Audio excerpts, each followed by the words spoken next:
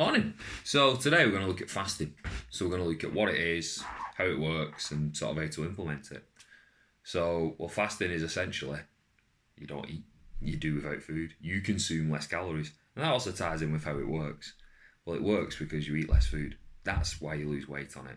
Yes, there's other health benefits to it, just like there is other diets. However, the main one is weight loss, which is the most important one, because yes, there's other health benefits, but if you're walking around overweight, well, that's the biggest danger to your health.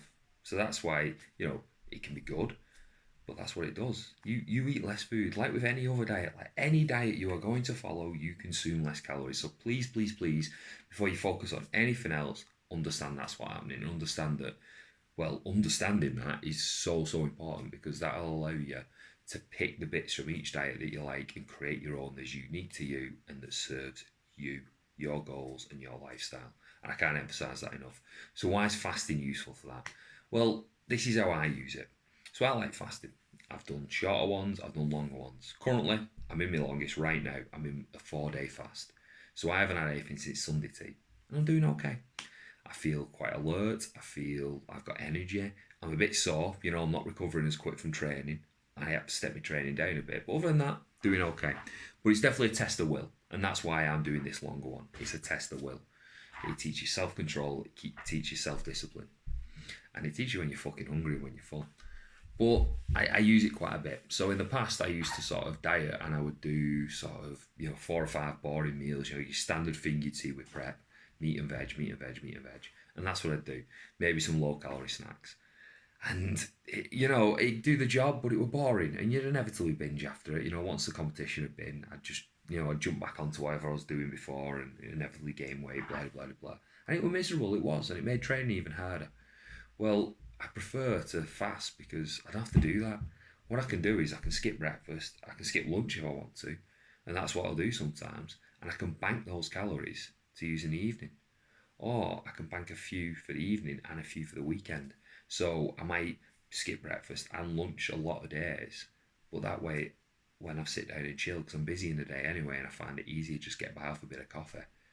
And when I get to evening, I can have a good tea, I can have a lasagna, I can have pizza, I can have burgers, I can have all the foods I enjoy and treats and still be in a deficit.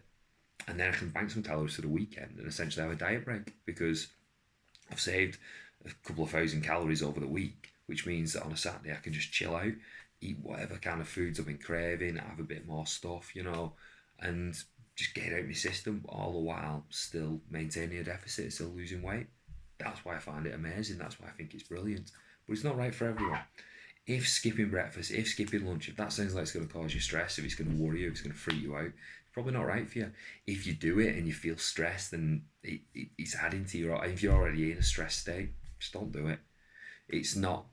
You have to be in a good place to do it, I'd say. You have to have other things in place. And you have to understand you're managing calories. That's what you're doing. Don't get caught up in all this other stuff.